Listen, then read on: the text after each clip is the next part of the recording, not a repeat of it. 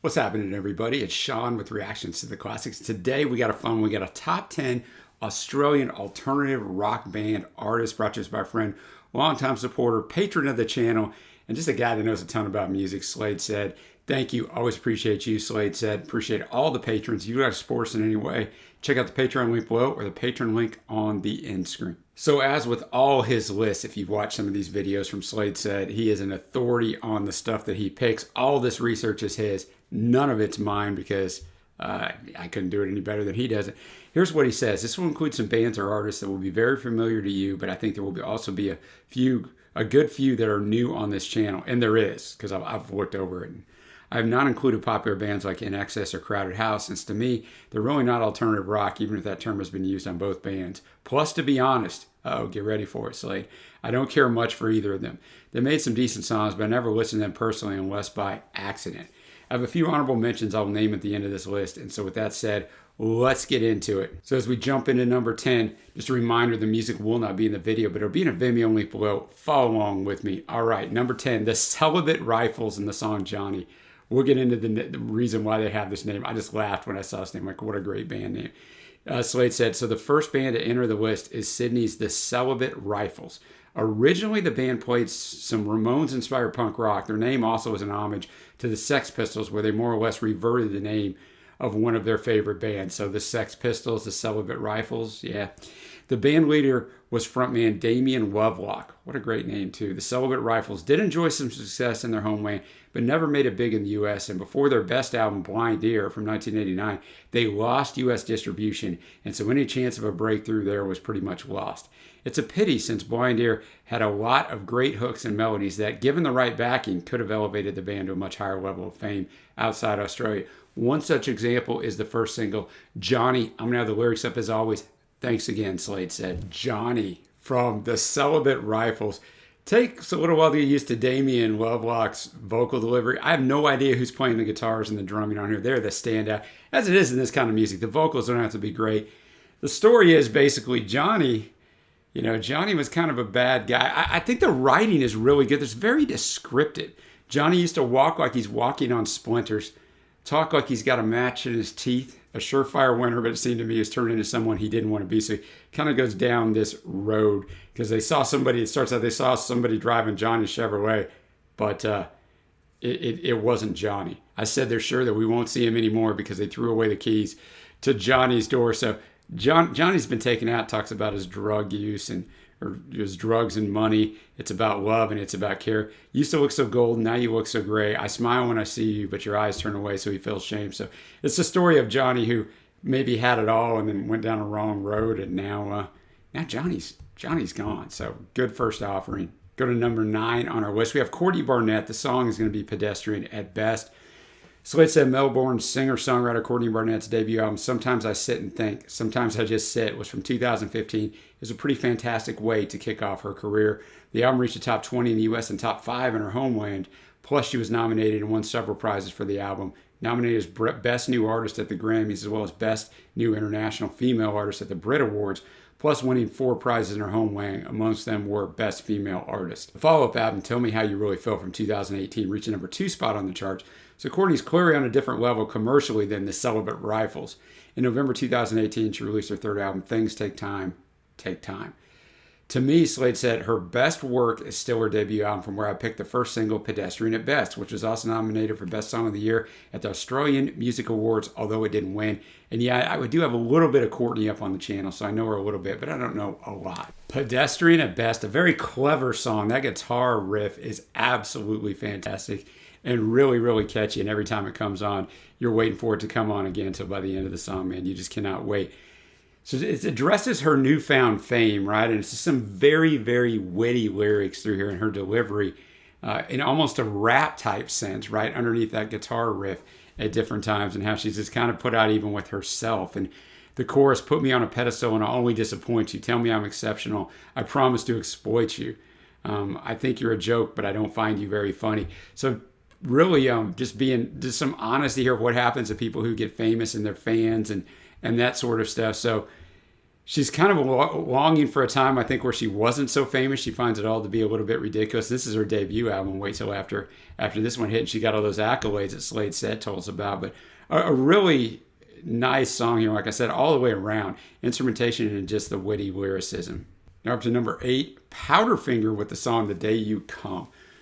Slade said the band Powderfinger was formed in 1989 in Brisbane and is another artist on the list who enjoyed plenty of success in their homeland with 5 albums reaching number 1 on the charts while not really breaking through elsewhere. Started out as a 3-piece covers band playing songs by the Stones, The Doors, Zeppelin, and of course Neil Young, from whom song they picked their band name, which I assumed when I saw this list, that's what I thought, because what a fantastic song by Uncle Neil. After becoming a 5-piece, including new member and frontman Bernard Fanning, they started writing their own material. In 1994, they released their debut album, Parables for Wooden Ears, which did not receive much publicity. This was followed by 1996, Double Allergic, and this album performed much better, peaking at number 4 in Australia. The stage was now set for the band to dominate the charts, and they definitely did so with the following album, 1998's Internationalist, which peaked at number 1. Spent 101 weeks in the top 50. This album was the first in 5 consecutive albums by the band to chart at number 1. While Internationalist is not their best album, it certainly was their mainstream breakthrough. And so we picked the lead single off that album, the ballad The Day You Come. The Day You Come, my favorite track so far of the 3 that I've heard. I think even like it better than Courtney's. The guitar work and the bass work as well on here, which we haven't heard a lot of in the first couple songs before this, just fantastic and kind of a hypnotic. The Day You Come, it just kind of sticks into your head. So the subject matter of this song, I don't want to get into because it appears from what I'm reading on Genius, but really anybody can put comments on Genius. That's what I use for lyrics. Who knows? Like, it has something to do, I think, with Australian politics. I don't know anything about it, and I don't want to speculate that's really what it's about. It could just be somebody saying that's what it's about, but really did enjoy it. I thought Bernard's voice is pretty darn good as well. So Powderfinger at number 8, good choice. Now up to number 7, Howling Bells and their song Your Love. Sydney's Howling Bells was formed in 1999 as the pop rock band Waikiki and released an album in 2002 in that name. They later included 2 new members, and soon they got tired of the old material and wanted to change the musical direction towards alternative/indie rock. And since they wanted to distance themselves from the Waikiki material, they also wanted to use a new name for the band. So they changed their name to Howling Bells and later moved to London. They debuted as Howling Bells with the self-titled 2006 album, which received plenty of critical acclaim, and they released 4 albums in total, the latest being 2014's Heartstrings. Howling Bells is definitely a band effort, but there's no denying that lead singer and rhythm guitarist Juanita Stein is the band's most important member. She's released 3 solo albums since 2014 when they went on a hiatus, all of which will appeal to anyone who likes Howling Bells. Slade said for this list, I picked Your Love from that latest album, Heartstrings, in 2014. Howling Bells, Your Love. So far, Slade said has done a fantastic job because I've liked each song better than the past song. And I know this is about the artist, guys, and not the songs. I'm just saying, like, I've got to pick my favorite songs because I don't have the breadth of knowledge that Slade said does about the artist. So that was a really good song. I really, really enjoyed that one. Juanita Stein does a fantastic job. None of these songs that I've found so far have any sort of instrumentation credits, so the musicians on them, I don't know, but great stuff there. And you know, she's just harkening on a broken relationship, right? And the things that went wrong, but what she misses, most of all, I miss your love, your love, your love, one love, our love, our love. And it the first time you hear it, like, wow, that sticks in my head, but the second and third time you hear it, that's all that just is just ringing in your head in a very good way. So really, really well done. Now we're already up to number 6. We got Robert Forster, the song Danger in the Past. After the breakup of the go-betweens, Robert Forster launched a solo career, and what a way to kick off his solo career. His debut album as a solo artist, Danger in the Past, was every bit as good as anything his former band ever released. Since then, he's released a further 6 albums, with the most recent being 2019's Inferno. But to me, none of them quite reached the level as Danger in the Past, from where I picked the title track. Danger in the Past, or Danger in the Past, as the great accent on there. Love that. Kind of a dark song, a little bit, you know, and I think the instrumentation really does a good job of kind of painting that atmosphere. I see this is produced by Mick Harvey, so that kind of lends to that. Of course, Mick with Nick Cave and the Bad Seeds, and so The story is awfully good. Your sister picked me up at the station. She told me they'd taken you in. The word was it was just observation. I thought, here we go again. Danger in the past. So I went and saw you. We walked through the hospital grounds. I took your hand. I told you, never show your problems in a country town. It talks about this girl's mom and all those things. And so the girl signs herself out. You took my arm and you told me that you knew some good people there in Perth. Danger in the past. So I went back to my own city to find that I made enemies while I was away. So just a really good song. Super enjoyed it. And we're going to stay on this Robert Forster train here, so to speak, as we go to Slate Says number 5 artist. You see them below, the Go-Betweens. The song I'm All Right. He said we couldn't seriously do this list without including the Go-Betweens, so we find them here at the number 5 spot. You have done an excellent top 10 list for the band previously, so check that out afterwards. So I will not go into much details about this band. Fran, the patron who brought the top 10 list, did a great job on picking their best songs back then. But I'll include a song that was not on their list, but still is from their best album, 16 Lover's Lane from 1988. I'm All Right's a great Robert Forster-led ballad and would be on Slate Set's personal top go-between songs. All right. I'm All Right. Clever little song there. Basically, he just goes through the different verses of the things that are going wrong with him. Not much is going right for this guy, right? But then he gets to the chorus. But don't worry, I'm all right. Because that's what a lot of people tell you, right? They're about to blow up like a time bomb, either internally or externally. But they tell you, oh, no, it's all right. I'm all right. So you've got Forster doing the lead vocals, but Grant McClellan, great guitar work there. Winnie Morrison on the drums, John Wilsteed on the bass. This song really, really works. It's kind of like I said, a fun little song that I'm all right. So even though the lyrics kind of paint a bleak picture, it's an upbeat little song. So if you're not really paying attention to the lyrics, you're like, oh yeah, man, it's a fun little tune, which it is, but the lyrics are quite serious. Next up at number 4, we have the Triffids. Yes, I went and watched some interviews to see how to say their name right. Song One Mechanic Town. First, the Triffids were formed in 1981 and were truly an 80s band since they disbanded after the 1989 release The Black Swan. The band played an extremely varied style of alternative rock where the term rock must be used in a very broad sense. On a single album, you can find cabaret, 50s rock and roll, alternative rock, pure pop, stadium rock, and everything in between. The band's MVP was undeniably singer-songwriter and guitarist David McComb, but other important members included his brother, guitarist, violinist Robert McComb, and keyboardist Jill Burt. The band generally received wide critical acclaim for the albums, but never experienced huge mainstream success, which is actually quite strange, as some of their songs were very catchy and pretty commercially sounding as well. For instance, the song Goodbye Little Boy from The Black Swan had all the elements that create a pop hit, but it never was one. The song picked here, One Mechanic Town, also from The Black Swan, is another song that should have elevated them to stardom, but failed to do so. The Triffids, One Mechanic Town. Very, very driving song, right? I mentioned at the start the bass work, but the guitar, the drumming, and it's just about this girl who's she was a spooky type who never made a sound. I think she ends up dying, right? It's just a late night stretch where she lost control, where a little car wrapped itself around the pole. Wrap her up, can't you see she's growing cold? So I don't know, where'd she want to run to, why she want to go out of this one mechanic town, right? So a really well done song, so much high energy on that one. And now we're to the top 3. We're going to start off with These Immortal Souls, the song Crowned. So I said, so we are entering the top 3 territory now. I obviously love all the bands on the list, but the top 3 artists are cut above the rest to me, I will say. In the bronze spot, we find the noisy and very dark band These Immortal Souls.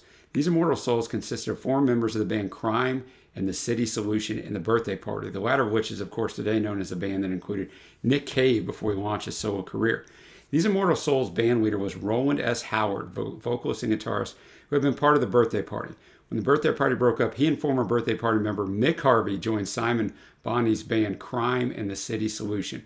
Roland's brother, bassist Harry Howard, was also invited to join the band, and after their EP debut, drummer Epic Soundtracks, real name Kevin Paul Godfrey, joined the band. Man, you name yourself Epic Soundtrack, that's something. This lineup lasted for 1 EP and a full-length album before the Howard brothers and Epic Soundtracks decided to jump ship and form their own band, These Immortal Souls, in 1987. Not being invited by Simon Bonney to the recording sessions for Crime and the City Solutions' next album probably made the decision pretty easy. I guess they were out. Roland's girlfriend, Genevieve McGuckin, also joined the band as their keyboard player. These Immortal Souls debuted in the same year with the album Get Lost, parentheses, Don't Lie. A very dark album style-wise, somewhere between Nick Cave and Joy Division. For different reasons, such as the commitments and a serious writer's block for Roland S. Howard, it took 5 years for the follow-up album, 1992's I'm Never Gonna Die Again, to be released. This was also the final TIS album, even if they only officially disbanded in 1998, so 6 years later. For this list, I picked the epic song Crown from I'm Never Gonna Die Again. He also does let me know and notes just to me that on Spotify it's shown below it's over 17 minutes long, but it actually stops just before the 8-minute mark, after which there's 9-minute silent break before it comes in with 30 to 45 seconds of music, which is just repetition of the instrumental part. So we're going to stop it right before the 8-minute mark. Crowned, a really good song. You know, I think it's about insomnia, right? And all the crazy things and this kind of outer body experience you have psychologically from the insomnia, but it was really about the drumming, the guitar work. I thought his vocals, Roland S. Howard, I thought his vocals were great because they had a little edge to them, and he's also credited as the guitarist, so he did a really good job there. The drumming by Epic Soundtracks was fantastic as well, and I can see how you can just vibe with this as it just kind of built. It had nice verse into instrumentation, into verse, into instrumental run, so yeah, really did enjoy that one. I can see how you can really get into this band. Next up at number 2, we have The Church. We're going to go with their song, Louisiana. Slade said the Silver Spot is dedicated to a band you've reacted to a few times in this channel. Plus, I believe you've included some of their albums on the yearly top 10 list in the 80s. So it's a band that you're pretty familiar with by now, and I shall not write a novel about the band's history for you to read this time. So yes, if you don't know, on the channel every Friday, we're doing a year-by-year album draft. Trey and I, we each draft 5 albums, so in essence, it's a top 10 list. Started in 1965. Time of filming this now, we're in the mid-90s, but I was able to become familiar with a lot of bands that I didn't know before growing up because, you know, we didn't have Spotify or YouTube to access music. So The Church is one of those bands that I really did enjoy a lot of their albums. He said The Church have existed since 1980. It's a very experienced band with a lot of albums in their discography. Amazingly, they still put out great work. Their 2017 album, Man, Woman, Life, Death, Infinity, is excellent and almost won with the album opener Another Century for this list. The song Aura from the Priest equals Aura album is in many ways the perfect song as the lead into The Church. But since you've reacted to that song already, I decided to go with the Louisiana from the excellent 1998 album, Hologram of Ball. Wow, let's do it. The Church, Louisiana. If you like this sound, definitely go to listen to the album Priest equals Aura. I know that's not what this album's off of, or that this song's off of, but just a great church sound, the ambiance of it all. It's 6 minutes long. It seems like it's 3 minutes long. I thought the song, it's about Louisiana, but it's really about a girl, like everything's framed around that. I thought the girl might be a prostitute for a little while. I don't think she is now, but this guy just wants to get back to her. This girl's really uncomfortable because he uses descriptive stuff like she wriggles like a fish in a net. She struggles like a leaf in the wind, waiting for the music to begin. One thing or another, always miss the other lover. Look what state I'm in. That's my story, nothing special, Louisiana, and talks about Billy moved to Abilene. I'm sorry, Billy, if you're from Abilene, I'm sorry, I've been there. Sorry. Lou was searching for morphine. Next stop was Louisiana. She juggled her gentleman friends, and suddenly the war ends. Coming home, finding other men in hiding, biding her lonely weekend. So I don't know, man. I don't know what exactly the song's about, but it really doesn't matter. And yeah, that's the way it is with some of the church songs. It's all about the ambiance, the soundscape. So really good choice for number 2. And I'm going to leave that song up for drama purposes. Slade said, before we get to the number 1 spot, I'll just give some honorable mentions that didn't quite make the top 10. Crime in the City Solution, which we talked about earlier, the Black Eyed Susans, King Gizzard and the Lizard Wizard, Grant McClellan's solo career, and let me add Jack Frost, a collaboration between Grant McClellan and Steve Kilbey of The Church, who we just heard, as well. So now we're going to get to number 1, so I'll kill the drama a little bit. With that out of the way, we're finally at number 1, and there could never be anyone else than Nick Cave here. His position on my list was the first I added, as it was never a question to me to where he'd be. Arguably one of the most important and consistently good songwriters in rock music today and in the last 40 plus years, Nick Cave is up there with the very best. Not only a fantastic composer, he's of course also recognized as one of the best poets in rock music. You've already reacted to a good number of Nick Cave songs. Fran, again, created 2 excellent lists on both his wilder and gentler side. Check that out. As always, I want to include a song that you have not reacted to on the channel. Luckily, with Nick Cave, there are plenty of good ones to pick. I decided to go with Oh Children from the double album Abattoir Blues, The Lyre of Orpheus from 2004. Now, I call it a double album since it was sold as such, but it really is 2 single albums sold in one case, but on 2 separate discs. That's the way we did it back in the days. Abattoir Blues being the rock record and The Lyre of Orpheus being the ballad-focused record. O Children is the final song on The Lyre of Orpheus, and so it's a ballad that has some very interesting lyrics, which can be interpreted in many ways. It's also featured in a scene from Harry Potter and the Deathly Hallows Part 1. So I'm going to say this about Nick Cave. When this channel started, I didn't even know who Nick Cave was, right? I think I'd maybe heard the name, but maybe not. As we've gone through, as Slade said on the previous track with the church, as we've gone through our album draft list with Trina, I listened to tons of critically acclaimed albums from every year. Sometimes 15, sometimes I listen to 25. Just depends on how much time I have. So Nick Cave's been a guy that's been a regular listen for me. I haven't heard this yet because I'm not up to this year yet, but this guy is absolutely fantastic. I mean, absolutely fantastic. His albums year by year either end up on mine or Trey's list almost every single year. I've just been blown away. I just listened to one of his albums yesterday. I won't say which one it is because I don't want to spoil it for the year by year draft, but I was absolutely blown away by it. That's how good it was. So number one, Nick Cave. Oh Children, Nick Cave, really Nick Cave and the Bad Seeds. What a song. It has all kinds of allusions to the Holocaust, but it sounds like this uplifting thing. Pass me that lovely little gun, my dear, my darling one. The cleaners are coming one by one. So they called the guys in World War II that came around and looked for descendants, whether it was Jews or somebody who was against the government. They got rid of you. You don't even want to let them start. They're knocking upon your door. They measure the room. They know the score. And then you get that gospel choir of children come in. Forget us for what we've done. It started out as a bit of fun. Here, take these away before we run away. And then that whole chorus, oh children, lift up your voice, children, rejoice, rejoice. So he's kind of talking about he's the older generation and all the bad things they've done, but there's hope because of the children. That's where the gospel choir of children come in. At the very end, he's asking, there's still room for me on the train, I think, to heaven. Has he done too much? But I don't know if it's an uplifting song or someone mentions in some comments I was reading, maybe he's letting we just kind of deceive the youth to think it's going to be all right with the same lies that we believe. But really great choice for number one. That's who I'd have, although I don't know all these artists. Slade said's the expert here. But now we're going to go to my favorites. As I said, I'm picking really songs here and not artists, but I'm going with Courtney Barnett, honorable mention. Powderfinger, honorable mention. Howling Bells, honorable mention. My favorites, Robert Forster, The Church, and of course the great Nick Cave. What a fantastic list, as always, from Slade said. Let me know your favorites below. What other stuff I should check out from the Australian alternative scene. Thanks again, Slade said. Thank you everybody. Until next time, I will see you.